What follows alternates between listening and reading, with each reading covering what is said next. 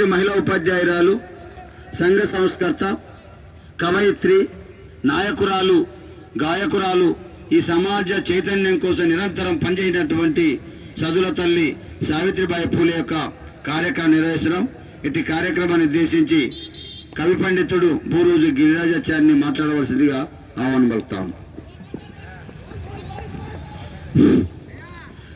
ఈరోజు మన భారతీయ తొలి సంఘ సంస్కర్త మహాత్మా జ్యోతిరావు పూలే గారి అర్ధాంగి అమ్మ సావిత్రిబాయి పూలే జయంతి కార్యక్రమాన్ని నిర్వహిస్తున్న ప్రియమిత్రులు రాజారాం ప్రకాష్ సార్ గారు, మా గురుతుల్యులు మిత్రులు నాయకంటి నరసింహ శర్మ గారు, అలాగే వనపర్తి ఎస్సీ ఎస్టీ మెయింటెనెన్స్ సభ్యులు గంధం నాగరాజు గారు, రాష్ట్ర రజక సంఘ బాధ్యులు బండలయ్య గారు, అట్లాగే జానపద గాయకుడు నరసింహ గారు, అట్లాగే ఉపాధ్యాయుడు అరవింద్, మైనార్టీ నాయకుడు craft teacher bye school Balamayya గారు, ఈ కార్యక్రమానికి ఇచ్చేసిన అందరికీ స్వాగతం పలుకుతూ, ఈ దేశంలో ఇప్పుడు మహిళలు చదువుకొని అత్యున్నత రంగాల్లో అభివృద్ధి సాధిస్తున్నారంటే ఈ భారతదేశంలో ఒక అమ్మ కారణం. ఆ అమ్మే సావిత్రిబాయి పూలే అమ్మగారు. ఆ రోజుల్లో ఆ అమ్మ సమాజంలో ఎన్నో ఈసడింపులకు అవహేళనకు గురై మొట్టమొదటి ఆధునిక భారతదేశ మహిళా ఉపాధ్యాయురాలుగా పేరుగాంచిన సావిత్రిబాయి పూలే అమ్మగారి చరిత్ర చాలా సుదీర్ఘమైంది. ఆ అమ్మ 1831 జనవరి 3న మహారాష్ట్రలో సతారా నయాగావ్ అనే గ్రామంలో ఒక పేద రైతు కుటుంబంలో జన్మించింది. 1897 మార్చి 10న మరణించింది 66 ఏళ్ల వయసులో. ఆ రోజుల్లో ఆమె ఒక ఉపాధ్యాయునిగా, రచయిత్రిగా కీర్తిగాంచింది, మహిళా ఉపాధ్యాయునిగా. ఆ అమ్మకు చిన్నప్పుడే 9 ఏళ్ల వయసులో మన సంఘ సంస్కర్త, భారతదేశ పితామహుడు మహాత్మా జ్యోతిరావు పూలే గారితో 12 ఏళ్ల వయసులో వివాహం జరిగింది. ఆ రోజుల్లో బాల్య వివాహాలు. అప్పటికి ఆమె నిరక్షరాశిని. ఆ అమ్మను చదువు చెప్పించి అహ్మద్ నగర్ లో ఉపాధ్యాయ శిక్షణ ఇప్పించి వీరిద్దరు కలిసి 1848లో జనవరి 1న పూణేలో మొట్టమొదటి మహిళా బాలిక విద్యా పాఠశాలను స్థాపించడం జరిగింది. ఆ రోజు వీరిద్దరు చేస్తున్న సంఘ సంస్కరణకు సమాజంలో ఛాందస భావాలున్న కొందరు వ్యక్తులు మహిళలకు విద్య ఏమిటి అమ్మ, అందరినీ సమాజాన్ని మారుస్తుంది అని అందరూ ఆమెను ఈసడించుకొని ఆమె ఆ పాఠశాలకు వెళుతుంటే ఆమె పైన బురద జల్లడం, రాళ్లు విసరడం, నానాక దుర్భాషలు ఆడితే ఆ అమ్మ అవన్నీ లెక్క చేయక పాఠశాలకు వెళ్ళి ఆ బురద జల్లిన చీరను మార్చుకొని పాఠాలు చెప్పి బాలికలకు మళ్ళీ అదే చీరతో, బురద జల్లిన చీరతో ఇంటికి వచ్చేది.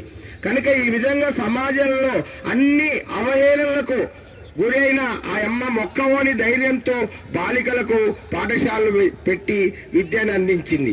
ఆ అమ్మతో పాటు సుగుణాబాయి, షేక్ ఫాతిమా, ఉస్మాన్ ఖాన్ వీళ్లను ఆ పాఠశాల నుంచి బహిష్కరిస్తే ఉస్మాన్ ఖాన్ వీళ్లకు ఆయన నివాసాన్ని పాఠశాలగా మార్చమని చెప్తే అందులో వీరిద్దరు పాఠశాలలు నడిపి 20 పాఠశాలలు స్థాపించి బాలికలకు విద్య, తర్వాత బహుజనులకు పాఠశాలలు మొత్తం 52 పాఠశాలలు ప్రారంభించి మన భారతదేశంలో వీరిద్దరు సంఘ సంస్కరణకు ఆద్యులైనారు.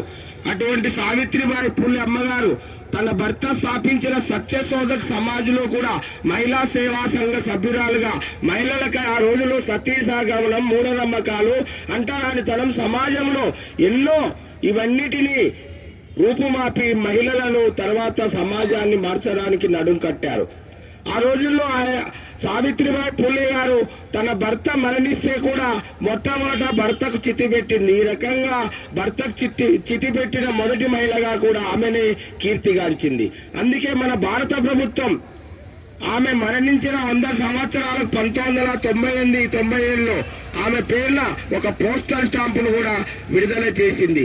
ఈ రోజు యావత్ భారతదేశము, మన తెలంగాణ ప్రభుత్వము మొత్తము దేశవ్యాప్తంగా మహిళా ఉపాధ్యాయ దినోత్సవం ఆ అమ్మ జయంతిని, ఎందుకంటే మొట్టమొదటి మహిళా ఉపాధ్యాయునిగా కీర్తిగాంచింది కనుక ఉపాధ్యాయునిగా, కనుక ఆ అమ్మ జయంతిని మహిళా ఉపాధ్యాయ దినోత్సవం కూడా అన్ని విద్యా సంస్థల్లో, ప్రభుత్వ కార్యాలయాల్లో నిర్వహించడం కూడా జరుగుతుంది. కనుక అటువంటి సావిత్రిబాయి పూలే అమ్మగారు ఆ రోజుల్లో వాళ్ళు పిల్లలు లేరు, పిల్లలు లేక ఒక బ్రాహ్మణ వితంతు కుమారుణ్ణి యశ్వంతరావును దత్తత దత్తత తీసుకుంటారు. ఆ రోజు మహారాష్ట్రలో పూణేలో ప్లేగు వ్యాధి వస్తే ఈ అమ్మ పసిపిల్లలకు సేవ చేస్తూ ఆ ప్లేగు వ్యాధితోనే 1897 మార్చి 10న సామాజిక సేవలోనే మరణించిన మహనీయురాలు మన సావిత్రిబాయి పూలే అమ్మగారు. కనుక అటువంటి మహిళామూర్తిని మనం నిరంతరం తలుచుకుంటూ ఈ రోజు మహిళలే కాదు సామాజికంగా అమ్మ సేవలను మనమంతా కొనియాడాలి. ఈ సూర్యచంద్రులు ఈ భూమి మీద ఆమె సూర్యచంద్రులు ఉన్నంత వరకు ఆ అమ్మ కీర్తి శాశ్వతమై నిలుస్తుందని తెలియజేస్తూ ముగిస్తున్నాను. జోహార్ జోహార్ జోహార్ జోహార్. కొనసాగిద్దాం.